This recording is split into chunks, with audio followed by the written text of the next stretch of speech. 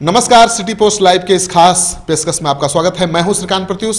अभी मैं एनसीपी के दफ्तर में आया हूं, जानने की कोशिश करूंगा कि एनसीपी की क्या भूमिका होगी इस चुनाव में, क्योंकि महागठबंधन से एनसीपी बाहर है। अभी एनसीपी के प्रदेश अध्यक्ष हैं नवल किशोर शाही जी मेरे साथ, उनसे बात कर जानने की कोशिश करेंगे कि एनसीपी क्या प्लान कर रही है। एनसीपी की क्या प्लानिंग है? महागठबंधन में तो जगह मिली नहीं।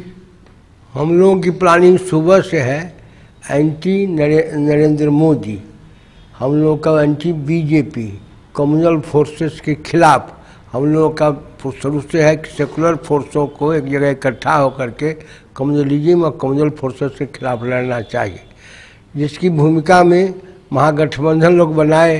लेकिन महागठबंधन बनाने से लाभ नहीं हुआ। वो सब लोग जातिवादी लोग एक जगह मिल कर के सभी लोग जो भूमिका अदा कर रहे हैं उससे नरेंद्र मोदी को लाभ मिल रहा है।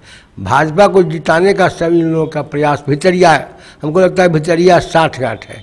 नरेंद्र मोदी से प्राय राहुल गांधी हो, श्रीमान लालू प्रसाद यादव जी हों और लोग हों, सब डर गए हैं। इस चुनाव के बाद कहीं नरेंद्र मोदी आ जाएगा तो हमको चैन से नहीं रहने देगा।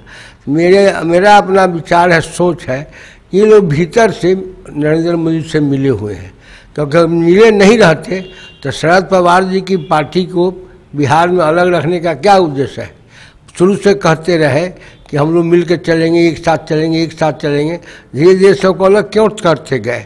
और जो इनके बिरादर के लोग थे जो इनके खिलाफ रहते थे वो साथ हो गए। इसका क्या अर्थ हुआ कि एक जात की भूमिका में लोग बट गए हैं, एक जात की भूमिका अदा कर रहे हैं। यानी महागठबंधन नहीं है, जाति का गठबंधन है। महागठबंधन नहीं, स्वार्थी लोगों का गठबंधन है और खजाना चोर का गठबंधन है और मैं कहता हूँ भ्रष्टाचारियों का गठबंधन है। आप बताइए, आपकी पार्टी कितने सीटों पर चुनाव लड़ेगी? मैं प्रयास कर रहा हूँ बिहार में 40 सीट पर कैंडिडेट उतारूँ। मैं चाहता हूँ अच्छा से अच्छा उम्मीदवार दिया जाए जो डेमोक्रेसी के लिए, भविष्य डेमोक्रेसी के भविष्य पर खतरा है, उस खतरा को मिटाने का प्रयास मैं कर रहा हूँ। नहीं तो आप 40 सीट पर लड़ेंगे, इससे नरेंद्र मोदी के खिलाफ लड़ाई मजबूत होगी या कमजोर होगी? हम लोग तो मजबूती चाहते थे, लेकिन हम लोग को अलग कर दिया। हम लोग का वोटर अब इन लोगों ने वोट को कई भाग में बांट दिया। अब श्रीमान लालू का वोटर है तो मुझको वोट नहीं देगा, मेरा जो वोटर है लालू को नहीं वोट देगा।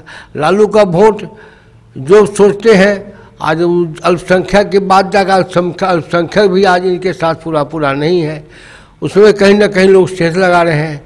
और बिहार में पहले एक ऊंचाई पर पहुंचे थे, बैकवर्ड के मसीहा थे श्रीमान नीतीश कुमार, श्रीमान लालू प्रसाद, श्रीमान सुशील कुमार मोदी।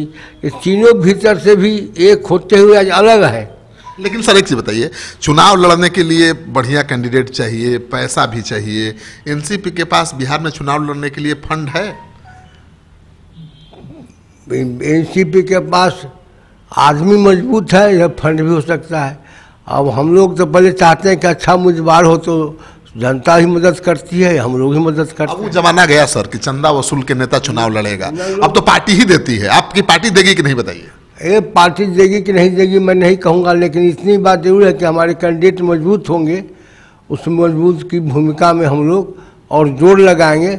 और कुछ लोग ऐसे समाज में हैं डेमोक्रेसी के बड़ी रक्षक लोग हैं, वो हमारी मदद करेंगे।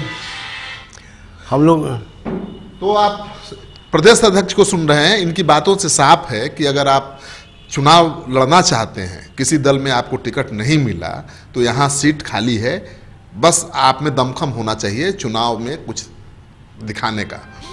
चुनाव अगर लड़ना चाहते हैं तो एनसीपी पार्टी में आप संपर्क कर सकते हैं, लेकिन एनसीपी पार्टी से आप अगर उम्मीद करते हैं कि चुनाव लड़ने का खर्चा भी देगी तो अभी उसका कोई स्कोप नहीं है। लेकिन टिकट जरूर मिल जाएगा, जो आज की तारीख में सबसे मुश्किल काम है।